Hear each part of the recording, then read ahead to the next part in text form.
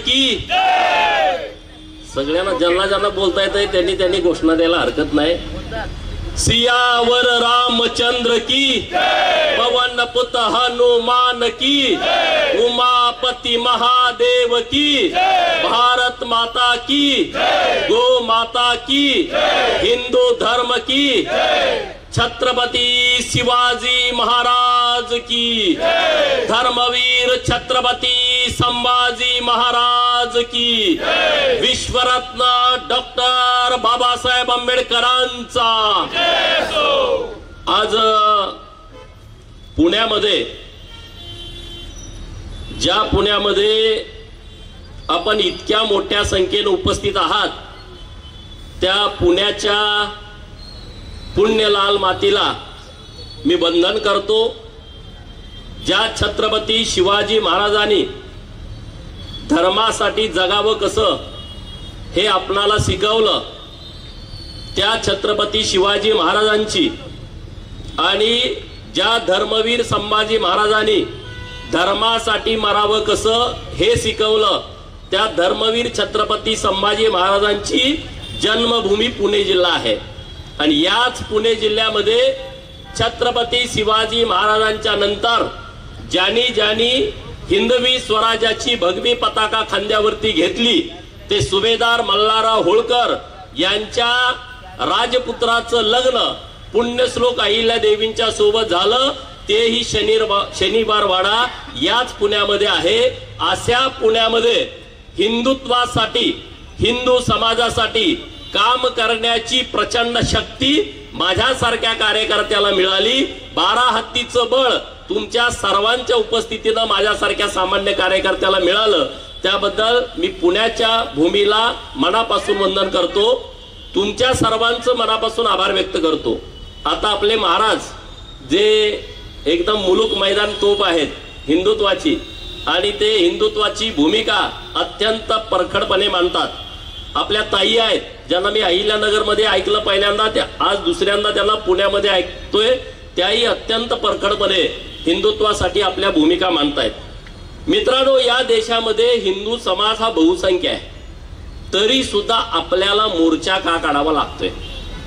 माझे पत्रकार मित्र आहेत त्यांना प्रश्न पडला. मला तिथं गडबडीत पत्रकार मित्र विचारत होते की सरकार तुमचं आहे मग तुम्ही मोर्चा का काढताय. हिंदूला मोर्चा काढण्याची वेळ येते कारण हिंदू संविधान मानणार आहे. हिंदू संविधानाच्या चौकटीमध्ये राहून आंदोलन करतो. आता मी भूमिका काय मांडली की आमच्या सांगली जिल्ह्यामध्ये एक आमची हिंदू भगिनी जिचं लग्न कोरोनाच्या काळामध्ये झालं. कोरोनाच्या काळामध्ये आपल्या सर्वांना माहित आहे लॉकडाऊन होतं. लग्न ठरवण्यासाठी मुलीच्या घरी जाणं येणं बंद होतं आणि हे जे ऑनलाईन पद्धतीनं वधूवर सूचक मंडळ चालवतात त्या लोकांनी ऋतुजा राजगे म्हणजे तिच्या माहेरकडच्या जे पाटील आहेत, वडील डॉक्टर आहेत, आई गृहिणी आहे, त्यांच्याकडं हे स्थळ आणलं की अशा अशा पद्धतीनं एक मर्चंट नेव्हीमध्ये काम करणारा मुलगा आहे आणि त्यालाच लग्न करायचं आहे. आणि मग ते लग्न झालं. लग्न झाल्याच्या नंतर काय घडलं महाराजांनी तुम्हाला सांगितलं की एक हिंदू समाजातली मुलगी लग्न झाल्यानंतर जेव्हा सासरी गेली तेव्हा तिच्या लक्षात आलं की यांच्या घरामध्ये देवाराच नाही. म्हणजे देवारा आहे पण देवाऱ्यात साहित्य ठेवलंय. हे काही आपल्या घरात जे आपण अडगळी टाकतो ते सगळं साहित्य देवाऱ्यात टाकलंय आणि देवाऱ्यातले देव या पादऱ्यांनी नदीमध्ये विसर्जित केले. देवाला शिव्या देतात.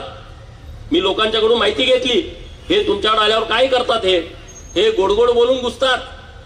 डॉक्टर बाबासाहेब आंबेडकर साहेबांच्या संविधानानं धर्म प्रचार करणं गुन्हा नाहीये परंतु अज्ञानाचा गैरफायदा घेऊन त्यांना आमिष दाखवून त्यांच्यावरती जबरदस्ती करून धर्मांतरण करणं हा 100% गुन्हा आहे.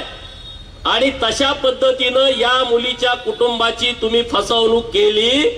ही हिंदू समाजामध्ये जन्माला आलेली मुलगी, हिंदू पद्धतीनं पूजापाठ करणारी मुलगी, हिंदू धर्माचं काटेकोरपणे पालन करणाऱ्या मुलीचं धर्मांतरण केलेल्या घरामध्ये तुम्ही लग्न लावून देता, ही 100% फसवणूक नाही का? मग त्या पादऱ्याला काय जोड्यानं मारलं पाहिजे का त्याला पुजला पाहिजे? तुम्ही सांगा, काय केलं पाहिजे? हा, जोड्यानं काय नाही काय म्हणते, जोड्यानं नाही त्याला बुटाला मारला पाहिजे. आणि मी भूमिका काय मांडली की आमच्या ऋतुजाला न्याय द्या, तिची ती आत्महत्या नाही आहे. या पादरीनं, तिच्या सासऱ्यानं, तिच्या सासूनं, तिच्या नवऱ्यानं घडवून आणलेली ही हत्या आहे. कारण तिच्या पोटामध्ये जो गर्भ होता 7 महिन्याचा, आपल्याकडे गर्भसंस्कार केले जाते ज्याला आपण डोवाळे जेवण म्हणतो. डोवाळे जेवण घालायचं म्हणून आईकडं लगबग सुरू होती. तिचा भाऊ आहे, तिची वहिनी आहे, भावाची मुलं आहेत. तिकडं आनंदी वातावरण होतं की आता आपण डोवाळे जेवण घालायचं.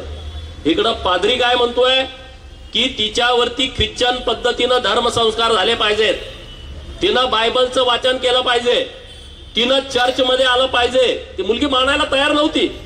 जेव्हा वट पौर्णिमेचा सण आला तेव्हा तिला सासूनं सण करू दिला नाही.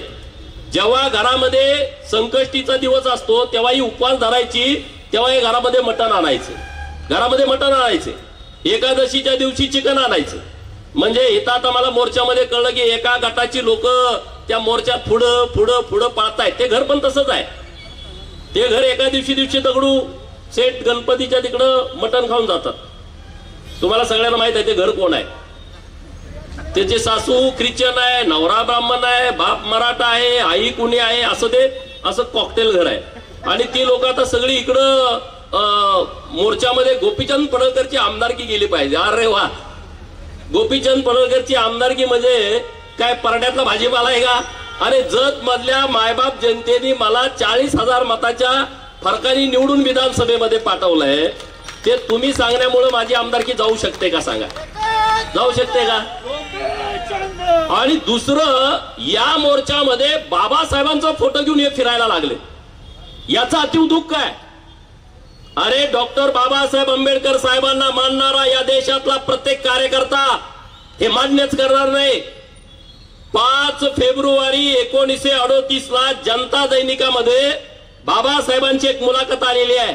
आणि बाबासाहेब म्हणतायत की या हिंदुस्थानामध्ये जे ख्रिश्चन आणि मुस्लिमीकरण, जे धर्मांतरण सुरू आहे हे आम्हाला मान्य नाही आहे.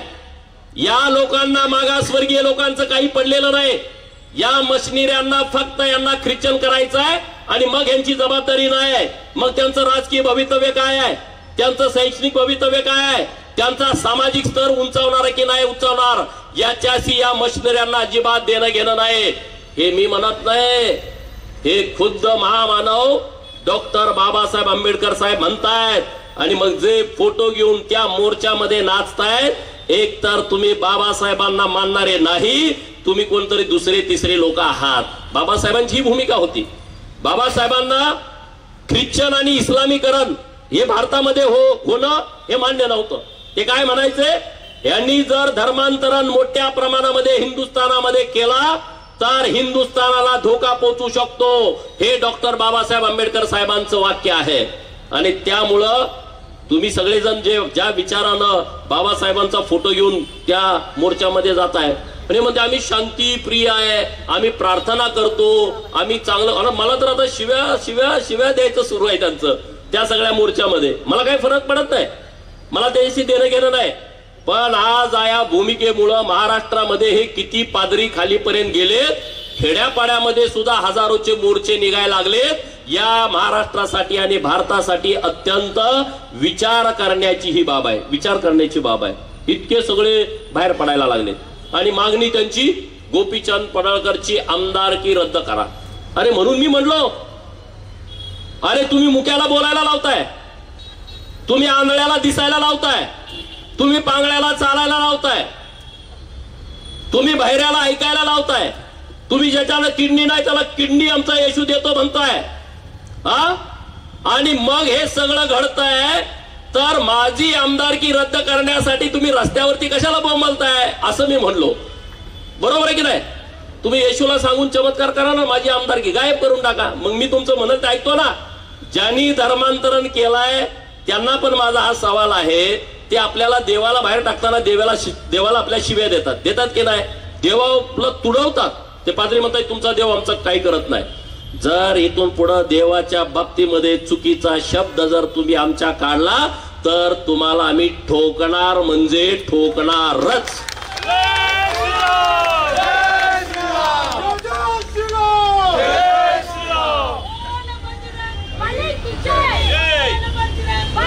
ठोकणार की नाही? अरे आमच्या देवाला शिवाय देत आहे आणि तुमच्याला जर आम्ही काही शिवाय शब्द दिला नाही, आम्ही मुद्द्यावरती आलो. तुम्ही चमत्कार करताय. मी व्हिडिओ बघितले काय काय ते महिलेला सांगायला होतोय तुम्हाला किडण्या नव्हत्या दोन्ही पण तुमच्या किडण्या आल्या. ती पादरी म्हणतोय. पादरी हा शब्द महाराष्ट्राला आता पहिल्यांदा कळाय. लोकांना वाटलं मी असंच भाषणात पादरी म्हणलोय, त्यांना ही पादरी काय आहे की काय भानगड आहे. लोक सर्च करायला लागले महाराज. त्यांना आपण तू पादरा आहे असं त्याला वाटलं, असं म्हणलोय का काय. पण हा पादरी नवीन लोकांना आता गाव खेड्याच्या लोकांना पण कळाला. मला गावावरची लोक म्हणतात अरे पादरी काय नवीनच भानगड आहे. आणि हे म्हटलं भानगड अत्यंत डेंजर आहे. कारण 1943ला या देशामध्ये दुष्काळ पडला होता. हे आले कुणाच्या सोबत? हे इंग्रजांच्या सोबत आले. हे जे मशिनरी वाले आहेत ते इंग्रजांच्या सोबत आले. इंग्रज हे आपल्या भारताला सोने की चिडिया आणि ती लुटायची या हेतून आले होते. हे जेव्हा भारतात आले 1943ला या भारतामध्ये सर्वात मोठा दुष्काळ पडला होता आणि तेव्हा 15 लाख हिंदूंना तडफडून मारण्याचं काम या इंग्रजांनी केलं. तेव्हा ब्रिटनचा पंतप्रधान चर्चिल होता, हा ख्रिश्चन होता, हा मशिनरी होता. यहुदींची 60 लाख लोकांची हत्या करणारा हिटलर ख्रिश्चन होता. अरे जर हिटलर 60 लाख लोकांची हत्या करतोय, तिकडं चर्चिल 15 लाख लोकांना तडफडून मारायला लावतोय, ती लोक शांतीप्रिय कशी काय असू शकतात?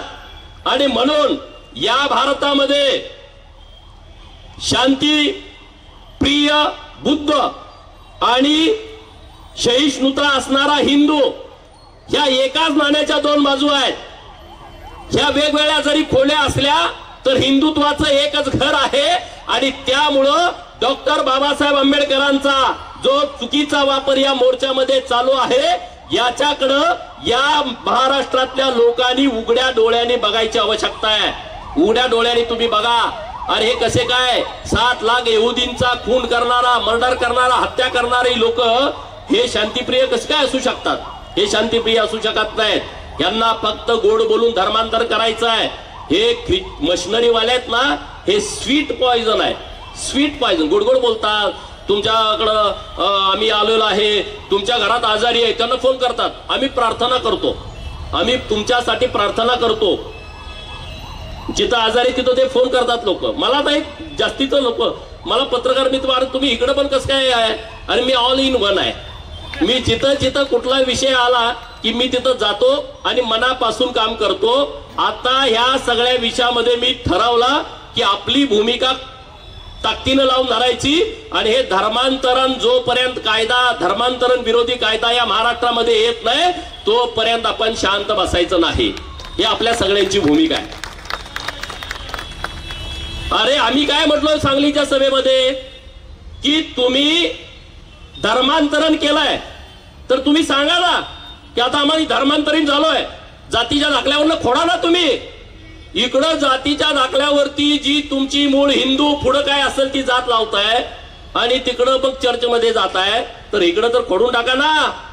सुप्रीम कोर्टाचा आदेश आहे, जर एखाद्या हिंदूला नोकरी लागताना एससीचा, एसटीचा, ओबीसीचा, मायनर ओबीसीचा, भटक्या विमुक्ताचा दाखला जोडला आणि तो नोकरीला लागला आणि नोकरी लागल्याच्या नंतर त्याच्या पूजा पद्धतीमध्ये बदल झाला.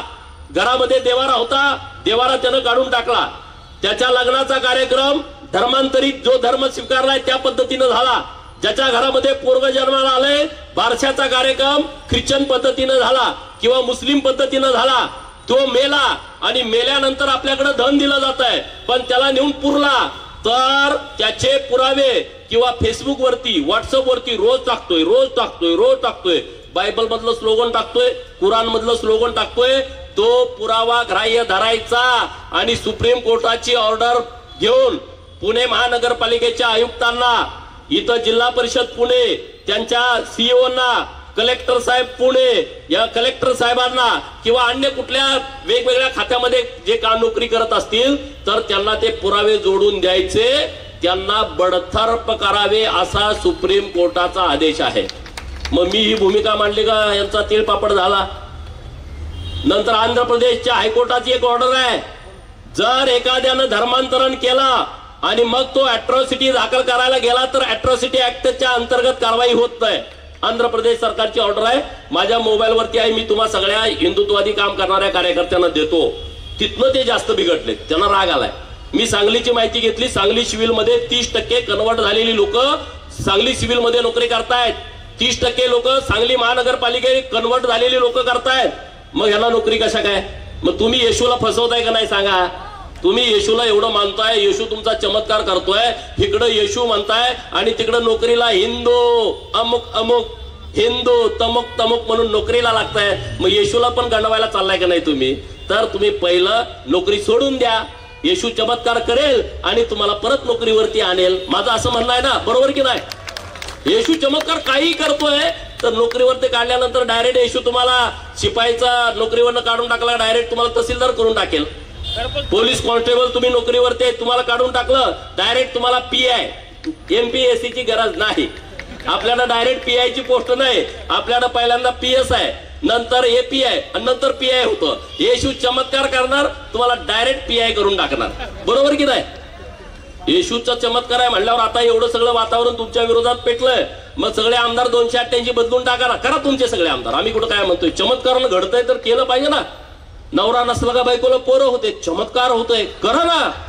कशाला तुम्हाला आता हे सगळं पाहिजे? आता ते एवढे रागात आहेत, एवढे रागात आहेत की गोपीचंद पडळकरचं असं करू. गोपीचंद पडळकरचं तुम्ही काही सुद्धा करू शकत नाही. मी एकदा भूमिका घेतली ना, ती भूमिका एकट्यानं मी कामाला लावली नाही सांगा. 10 मिनिटात, एक 10 मिनिटांमध्ये अख्खे रस्त्यावरती आले. मला जालन्यात फोन आला, अरे एवढी कुठं आलेत? मला सगळे आता अधिवेशन सुरू आहे, आमदार भेटतात, अरे एवढी कुठले आहेत? एवढी आमच्या दारात आलती. ती गोपीचंद पडळकर असं असं बोललाय. आज मला एक मंत्री महोदय बोलले, माझ्या मतदारसंघातले आलेत माझ्याकडं, सगळ्याकडं सगळा कालवा विधान भवनात हात सुरू आहे. अरे झाले कुठनं? सगळ्या आमदारांना प्रश्न आहे. एवढी त्याला वाटलं थोडी थोडी असतील, थोडी थोडी असतील, त्यांचा हातनं पोखरून काढायला लागले. ते गुपचूप गुपचूप गुपचूप सगळा कार्यक्रम सुरू आहे. तर हा अत्यंत गंभीर विषय आहे, अत्यंत सिरियस घ्या. त्यांची दाढी दिसली का आपल्याला कळतंय, यांचं काहीच कळत नाही. शेजारी बसतोय आणि म्हणतोय मग तुम्ही कन्वर्ट व्हा. कन्वर्ट झाल्यानंतर आता गल्ली और ह्यो पण गेलाय, ह्यो पण गेलाय, ह्यो पण गेलाय, अशी आता परिस्थिती सुरू आहे. आता पुण्यामध्ये मोहीम राबवा तुम्ही. जेवढे धर्मांतरित झालेत आणि पहिल्यांदा नोकरीला लागलेत त्यांची यादी काढा. एवढं काम कराल की नाही करा? बघा हे कसे ते शेजारची जाणून माहिती देते. आमच्याकडे माहिती कुणी दिली? त्याचा सक्का चुलत भाऊ माहिती आणून देतोय, ह्यो कन्वर्ट झालाय, ह्याला पहिला नोकरीवरनं घालवा.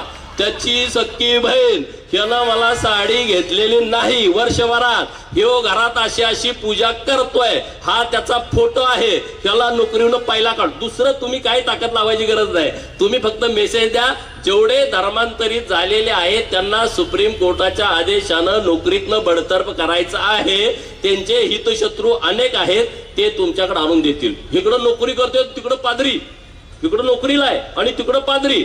म्हणजे धर्मांतरण करायचं, येशू असा आहे, येशू तसा आहे. आम्ही त्यांना नावं ठेवत नाही, आमचा तो स्वभाव नाही.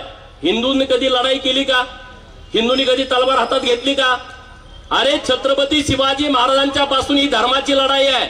या महाराष्ट्रातील लोक म्हणतात की छत्रपती शिवाजी महाराजांची लढाई धर्माची नव्हती, ती सर्व धर्म समभावाची होती.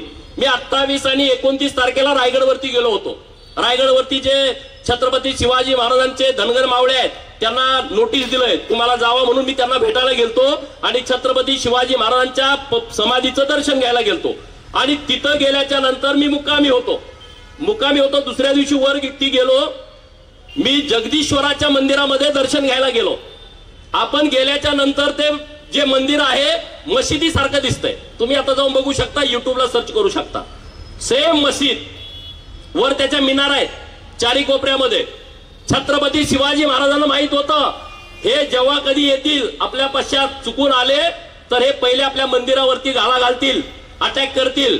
आणि म्हणून त्यांनी रचना केली होती, त्या मंदिराला मशिदीचं पूर्ण डिझाईन केलेलं आहे. आता पण तुम्हाला दिसतंय. ठीक आहे, जेव्हा हे मोगल आले, औरंग्याची पिलावळ आली रायगडावरती, इंग्रजांनी 1818ला रायगडावरती किल्ला आहे असाच होता. 1808 तोफा, तो बाजूचा जो डोंगर आहे त्या डोंगरावरनं रायगडावरती डागल्या आणि तो नेस्तनाबूत केला. जेव्हा हे औरंग्याच्या पिलावळी रायगडावरती आल्या तेव्हा हे सगळं पाडत पाडत पाडत मंदिराकडे गेले आणि त्याला लक्षात आलं की मस्जिद आहे, लांब न दिसली. ते खुश झाले, मस्जिद आहे, आपण काय पाडायचं नाही. जवळ गेल्याच्या नंतर त्यांच्या लक्षात आलं की जगदेश्वराची पिंड आतमध्ये आहे. मग आता काय करायचं? ते मशिदीची वर मिनार आहे, पाडता येत नाही, धर्माच्या विरोधात जात आहे. म्हणजे शिवाजी महाराज किती प्रगल्भ बुद्धीचे होते बघा. आणि मग तिथं म्हणले आता याचा दरवाजा पाडायचा आणि मग आत जाऊन ते मंदिराची तोडफोड करायची. दरवाजात आत जाता येत नाही, दरवाजा उंचीला कमी आहे, वाकून जावं लागेल. वाकून गेलं तरी परत अडचण होते त्यांना. म्हणजे आमच्या देवाच्या पुढे तुम्ही वाकला, त्याला वाकता पण येणार. दरवाजा पाडायचं म्हणले, दरवाजावरती सुद्धा छत्रपती शिवाजी महाराजांनी 2 मिनार उभा केले, दरवाजा पण तोडता येईना. त्यामुळं ते मंदिर वाचलं. पण या मंदिराच्या समोर जो आपला नंदी महाराज आहे त्या महाराजाची तोडफोड त्यांनी केलेली आहे. नंदी महाराजांची आज जरी मी तुमच्याशी बोलत असताना उद्या सकाळी तुम्ही रायगडावरती गेला तर नंदीचं नाक कापलंय आणि नंदीचे दोन्ही कान कापलेले आहेत. म्हणजे याचा अर्थ छत्रपती शिवाजी महाराजांची लढाई ही धर्मासाठीच होती. हे 2-5 हजार घेऊन बोलणारे इतिहासकार तज्ञ आहेत, ते सगळे बाटके लोक आहेत. त्यांना मताचं राजकारण करायचं आहे, त्यांना पुढाऱ्यांच्यासाठी राजकारण करायचं आहे. आणि म्हणून आज मी तुमच्या समोर बोलत असताना दुसरी एक लढाई आपण हातामध्ये घेतली पाहिजे. लग्न ठरवायला आल्याच्या नंतर तुम्ही त्याचा जो बायोडाटा बघताय, तो शिकलाय किती, दिसतोय कसा, पगार किती आहे, फ्लॅट कुठं आहे, त्याचा कितव्या मजल्यावर आहे, वरच्या मजल्यावर पुन्हा दिसतोय का, हे तुम्ही सगळं बघा. त्याबद्दल दुमत नाही, पण त्याच्या घरामध्ये देवारा आहे का हे पहिलं त्याला विचारा. त्या देवाऱ्यामध्ये ज्योतिबा आहे का, मसोबा आहे का, बिरोबा आहे का, मस्कोब आहे का, हे तुम्ही तिथं जाऊन बघा. तरच त्या घरामध्ये पोरगी द्या, नाही त्या घरातली पोरगी करा, नाहीतर त्याला पहिला हकलून द्या. हे पहिल्यांदा बघावं लागेल. बघाल ना? म्हणजे आता तुमच्या घरात जेव्हा ही सगळी लग्नाची परिस्थिती निर्माण होईल तेव्हा तुम्ही ह्या सगळ्या भूमिका घेण्याची आवश्यकता आहे, असं माझं तुम्हा सगळ्यांना विनंती वजा सांगायचं आहे. आता जेवढे मोर्चामध्ये लोक आलेत, सकाळी पुण्यात पण मोर्चा निघाला, त्याचं शूटिंग केलेलं आहे आणि ते शूटिंग केलेलं आहे. त्यामधले अधिकारी किती आहेत हे आपण आता सर्च करतोय. महाराष्ट्रामध्ये जेवढे जेवढे पादऱ्यांचे मोर्चे झाले त्याचं सगळ्यांचं शूटिंग आलेलं आहे. आणि त्यामुळे जेवढे नोकरदार आहेत त्या नोकरदारांना आयडेंटिफाय करायचं सुरू आहे. जेवढी जेवढी लोक आलेले आहेत त्यांची पण लिस्ट काढायची आहे. तो नोकरीवरती असू नोकरीवरती नसू, त्याची एक आपल्याला लिस्ट तयार करायची आहे की तो तिकडं ख्रिश्चन झालाय, तो तिकडं पादरी सांगल तसं करतोय आणि इकडं परत आपल्या लाईनीमध्ये उभा राहतोय आणि आमच्या मागासवर्गीय लोकांचं आरक्षण घेतोय. तो राजकीय आरक्षण घेतोय, तो शिक्षणातलं आरक्षण घेतोय, तो नोकरीतलं आरक्षण घेतोय. तर त्याला परत शिक्षणातलं, नोकरीतलं आणि राजकीय आरक्षण मिळालं नाही पाहिजे. यासाठी या सगळ्या लोकांची लिस्ट तयार करायची आहे. तुम्ही कराल का? प्रत्येकाने 10 असे धर्मांतरित झालेली लोक आहेत, त्यांची जरी लिस्ट काढून तुम्ही आणली तर आपण धर्मासाठी काम केलं याचं आपल्याला समाधान लाभेल. मित्रांनो, याचं आपल्याला समाधान लागेल. मोठ्या प्रमाणात हे सुरू आहे. लोकांना वाटतं हे हिंदू लोक काहीतरी फूट पाडण्यासाठी मताच्या राजकारणाच्या गाडीत पुढे गेले. 237 आमदार आपल्याकडे निवडून आलेले आहेत. मताचं काय आहे? मत आता आहे 2029ला.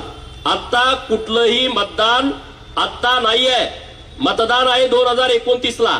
आता जे आपलं काम चालू आहे, हिंदुस्थानाला, हिंदुस्थान जर तुम्हाला शाबूत ठेवायचं असेल तर महाराष्ट्रातल्या सगळ्या लोकांनी पुढे येऊन हे काम केलं पाहिजे. केरळामध्ये काय परिस्थिती झाली बघा. केरळामध्ये 116 RSSच्या कार्यकर्त्यांच्या हत्या झाल्या.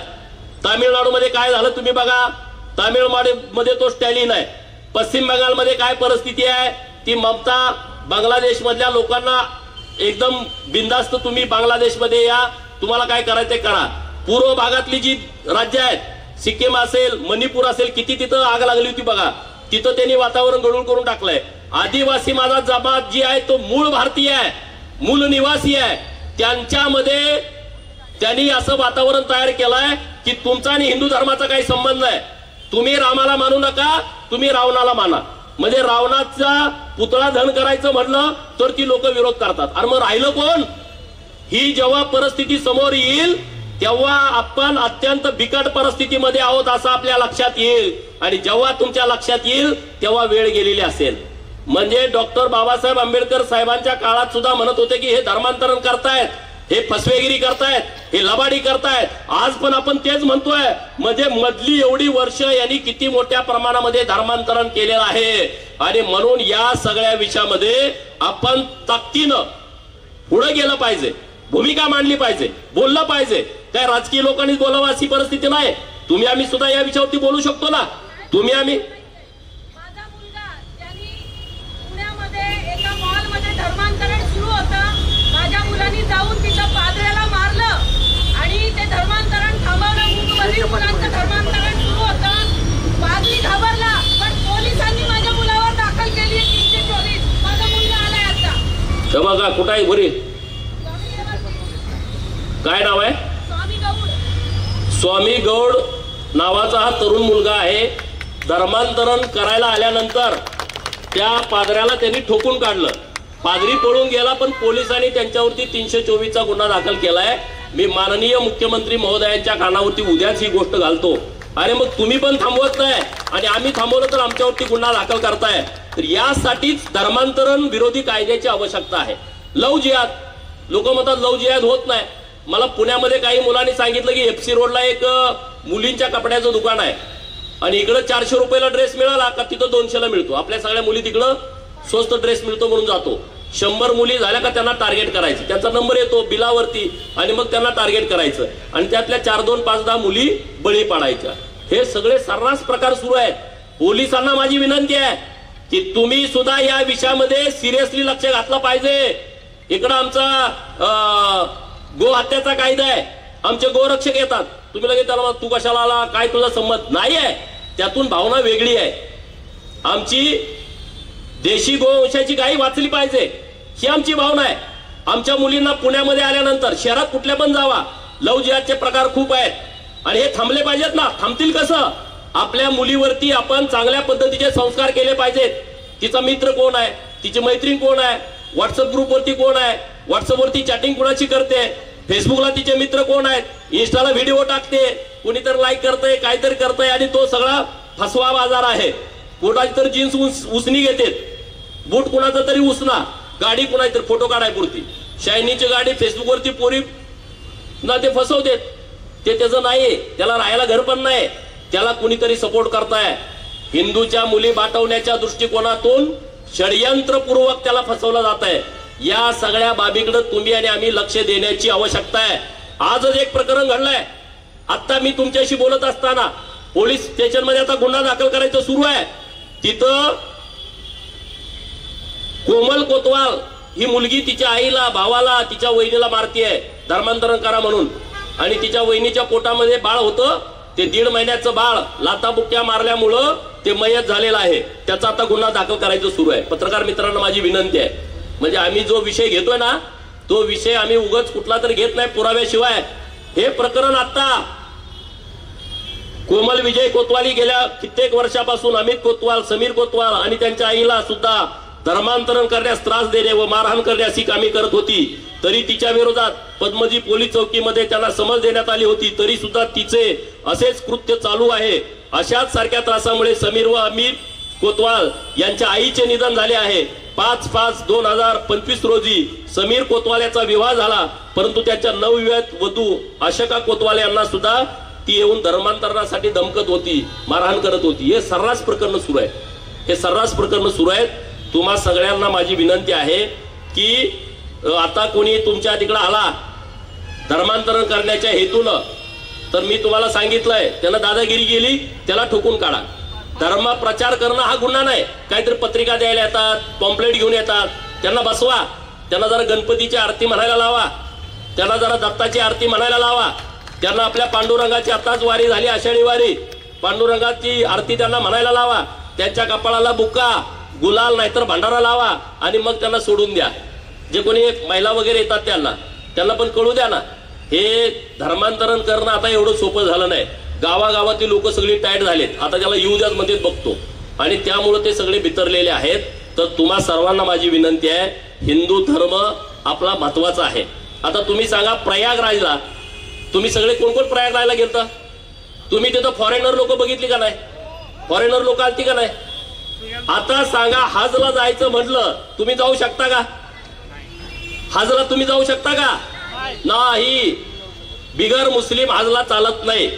फेटकन सिटी येथे ईसाईंचं मुख्य स्थळ आहे, धार्मिक स्थळ, तिथं तुम्ही जाऊ शकता का? पण काशीला कुणी पण येऊ शकतं, प्रयागराजला कुणी पण येऊ शकतं. पण आम्ही कधी त्यांच्यावर दबाव टाकला का तुम्ही हिंदू धर्मामध्ये यायलाच पाहिजे? नाही, आम्ही त्यांच्यावरती अजिबात दबाव टाकला नाही. तुम्ही इकडे या, आमचं बघा, जावा, हिंदू धर्माविषयी सांगा. जगात आता सगळे युट्यूब काढा, तिथं सगळं हिंदू धर्माच्या बाबतीमध्ये उत्स्फूर्तपणे लोक बोलायला लागले. उत्स्फूर्तपणे युट्यूब वरती तुम्ही सर्च करा. त्या आता वारीत किती लोक आली, जर्मनीवरनं लोक वारीत आली होती. आबू आजमी म्हणतो वारीचा त्रास होतोय. अरे तुला वारकऱ्यांनी नुसता असा त्या गर्दीत ढकला तर म्हणून जाशील. एवढे ते बघे वारकऱ्यांचे व्हिडिओ बघितले का? सगळे ते एकदम असे आनंदात असतात, पळायला सगळे लागले. त्या गर्दीत गावला तर तुझा चेंदा मेंदा होऊन जाईल. वारकरी ते करत नाहीत, पण गर्दीत तू चेगवून मरशील. बरं झालं तू तिकडे गर्दीत गेला नाही, तुला बघितलं असता तर कोणीतरी थोबाडला असता. हे नाही चालणार ना. प्रत्येकाने उठावं, हिंदूवर बोलावं. प्रत्येकाने उठावं, हिंदूमध्ये धर्मांतरण करण्याचा प्रयत्न करावा. हे इथून पुढच्या काळामध्ये अजिबात चालणार नाही. तुम्ही दूध मागाल तर आम्ही खीर देऊ, पण तुम्ही धर्म सोडा म्हणाल तर आम्ही चिरून टाकू. ही आपल्या सगळ्यांची भूमिका असली पाहिजे. ही आपल्या सगळ्यांची भूमिका असली पाहिजे. आणि म्हणून इथून पुढच्या काळामध्ये हिंदूसाठी जगायचं, हिंदूसाठी लढायचं. मताच्या राजकारणाचा जास्तीचा विचार करायचा नाही. अरे मी तर शेळ्या मेंढ्या राखणाराचा पोरगा आहे. मला भरपूर पार्टीने दिलं, मला लोकांनी भरपूर दिलं. इथून पुढच्या काळामध्ये लोकांसाठी आणि हिंदूसाठी काम करायचंय. छत्रपती शिवाजी महाराजांनी जे काम केलंय, धर्मवीर छत्रपती संभाजी महाराजांनी जे काम केलंय आणि पुण्यश्लोक अहिल्यादेवीने जे काम केलंय, ते काम करण्यामध्ये कुणाचा विचार करण्याची अजिबात आवश्यकता नाही आहे. सूर्य चंद्र असेपर्यंत हे काम चालणार आहे ना. सूर्य चंद्र असेपर्यंत काम चालणार. तुम्ही काश्मीरचा एक व्हिडिओ काढा घरी गेल्यानंतर. काश्मीर मध्ये 100% हिंदू होते. किती? 100% हिंदू होते. आता 1% पण नाहीत. गेले कुठं? विचार करा. या 100 वर्षातला हा काळ आहे. मी तुम्हाला 1000-1200 वर्षापूर्वीच सांगत नाही. युट्यूब वरती खूप चांगल्या स्टोऱ्या त्याबद्दल आहेत. मी आता जास्तीचा वेळ घेत नाही. पण काश्मीर मधले हिंदू कुठे गेले याचा तुम्ही शोध घ्या. जर 100% हिंदू काश्मीर मधला गायब होऊ शकतो, तर भारताची सुद्धा हीच परिस्थिती होऊ शकते. सर्व धर्म समभाव हे डोक्यानं काढून टाका. हे सगळं खोटारड आहे. हे सगळं नुसतं हिंदूसाठी आहे. त्यांना करायचं ते करतात, पण हिंदूंनी म्हणायचं सर्व धर्म समभाव. म्हणजे हे आपल्यासाठी कामाचं नाही आहे. मंदिरामध्ये तोडफोड.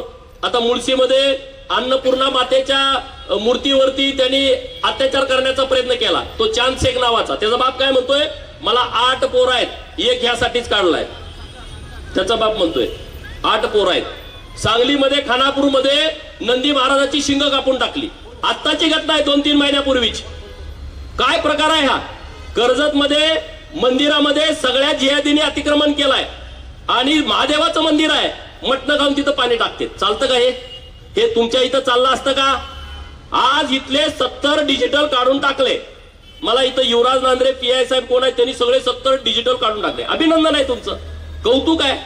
पण जेवढे इथं मशिदी सरकारच्या जागेमध्ये आहेत, जेवढे चर्च पुण्यामध्ये अतिक्रमित जागेत आहेत, तुमच्या दम आहे उद्यापासून JCB लावून पाडून टाका. मी तुमचा परत इथं सत्कार घेतो. इथं सत्कार घेतो ना तुमचा आम्ही. जेवढी अतिक्रमणं महानगरपालिकेच्या जमिनीमध्ये झालेत, नगर विकास खात्याच्या, महसूल खात्याच्या जमिनीमध्ये, ग्रामविकासच्या खात्याच्या जमिनीमध्ये, कृषी विभाग, वन विभाग या जमिनीमध्ये, गायरान, गावठाण, इथं जेवढी अतिक्रमणं या जिहादींनी केलेली आहेत ती सगळी काढली पाहिजेत. एक पण ठेवू नका तुम्ही. ते काय त्यांच्या बापाची प्रॉपर्टी नाही आहे, ही महाराष्ट्र शासनाची प्रॉपर्टी आहे आणि ती महाराष्ट्र सरकारच्या ताब्यात असली पाहिजे. सर्व इथल्या प्रमुख अधिकाऱ्यांना माझं आव्हान आहे, तुम्ही लिस्ट काढा. आणि तुम्ही ते सगळं अतिक्रमण काढून टाका. तुमचं आम्ही परत 10,000 लोक इथं गोळा करून आम्ही तुमचा सत्कार करू. आम्ही तुम्हाला वाईट बोलणार नाही. का रे बाबांनो, काय डिजिटल? इथं ऋतुजाला न्याय मिळावा ही डिजिटल आहे. डिजिटल वरती आम्ही चुकीचं काय लिहिलंय का? नाही. कुणाच्या भावना दुखावण्याचा काय प्रयत्न आमचा आहे का? नाही. तुमच्या नुसत्या भावना आम्ही नुसतं डिजिटल लावलं का दुखावतेत? अरे आमच्या पुरीची तुम्ही हत्या केली, मग आमच्या भावनेचं काय? याचा विचार कोण करणार? याचा विचार तुम्ही सर्वांनी केला पाहिजे. लव्ह जिहादच्या बाबतीतल्या मुली जेव्हा पोलीस स्टेशनला येतात, तुम्ही म्हणता 18 वर्ष पूर्ण झालंय, मुलगी तिचा निर्णय घेऊ शकते. तिच्या आईला भेटू देत नाही, तिच्या बापाला भेटू देत नाही, तिच्या भावाला भेटू देत नाही. ते म्हणले मुलगी स्वतंत्र आहे, 18 वर्ष पूर्ण झाली, तिचा ते निर्णय घेते. अरे तिला आम्ही सांभाळली. पोटच्या गोळा आम्ही सांभाळायला, आणि तिला तुम्ही 18 वर्ष आज झाली का तुम्ही रात्री पळवून घेऊन जाताय आणि परत त्या आईला भेटू देत नाही. मला सर्व महाराष्ट्रातल्या PI साहेबांना हात जोडून विनंती करायची आहे, तिथल्या DYSP ना विनंती करायची आहे, तिथल्या SP ना विनंती करायची आहे. तिच्या आई वडिलांना 1 तास 2 तास 3 तास दिवसभर बोलू द्या ना, काय अडचण आहे? ती बोलतील तिच्याशी. हे एवढं तिच्या मनामध्ये भरवते. ती म्हणते आई माझी नाही, बाप माझा नाही, तिच्याशी बोलायचं नाही. पोरींना पण माझी हात जोडून विनंती आहे, मी जी प्रकरणं आता बघतोय ना, खरं तर डोळ्यात पाणी आणणारी ही प्रकरणं आहेत. आणि असं करू नका की ज्या तुमच्या वागण्यानं बापाला गावात जगणं मुश्किल होईल, ज्या तुमच्या वागण्यानं आईला तिचं तोंड सुद्धा गावात पाहुण्यात दाखवता येणार नाही, कुणाच्या लग्नात जाता येणार नाही, कुणाच्या कुठल्या कार्यक्रमात जाता येणार नाही. असं पाप आपल्या मुलींनी करू नये, अशी माझी त्यांना हात जोडून सर्वांना विनंती आहे. धनगर वस्तीवरती जातायत हे, आणि ते म्हणतात येशू मेंढपाळ पुत्र आहे. बरोबर आहे, येशू मेंढपाळ पुत्र आहे, तर सगळ्या ख्रिश्चनांनी हिंदू धनगर व्हावं असं मी आव्हान त्या सगळ्या लोकांना करतो ना. मूळ आहे ना, मी येशू मेंढपाळाचा पोरगा आहे, मी पण मेंढपाळाचा पोरगा आहे. मी तुम्हाला सगळ्या पादऱ्यांना सांगतो, तुम्ही सगळे हिंदू धनगर व्हा, कपाळाला भंडारा लावा आणि येळकोट येळकोट जय मल्हार म्हणा. मी तुमचं संरक्षण करतो. कशाला मोर्चा काढायला लागताय? कशाला या भानगडीमध्ये पडताय? तिकडं महेश दादाला कोणतरी धमकी देतंय फेसबुकवर, तिकडं संग्राम दादाला कोणतरी धमकी देतंय फेसबुकवर. तो दौंडचा एक लयच बोलला, तुला आता आम्ही घोडा लावतोय, तू आता टेन्शन घेऊ नको, तू लय मोठा गुंड आहे म्हणे, तुला गुंड तुझा बाजार 100% आम्ही उठवतो. पण सरकारकडे मी मागणी करतो, महेश दादा लांडगे आणि संग्राम भैया जगताप यांना प्रोटेक्शन देण्याची व्यवस्था सरकारच्या माध्यमातून करावी. हे हिंदू धर्मासाठी लढतायत आणि भूमिका मांडतायत, चांगल्या पद्धतीने बोलतायत. हिंदू में जन्म लेके आए हैं, हिंदू ही कहलाएंगे. हिंदू में जन्म लेके आए हैं, हिंदू ही कहलाएंगे. जब तक सीने में जान है, जिहादियों को दफनाएंगे. जब तक. तर एवढंच या निमित्तानं बोलतो. पुणेकर इतक्या मोठ्या संख्येनं तुम्ही सगळेजण आला, त्याबद्दल मनापासून तुमचा आभार व्यक्त करतो. जय हिंद, जय महाराष्ट्र. वंदे मातरम, वंदे मातरम, वंदे मातरम.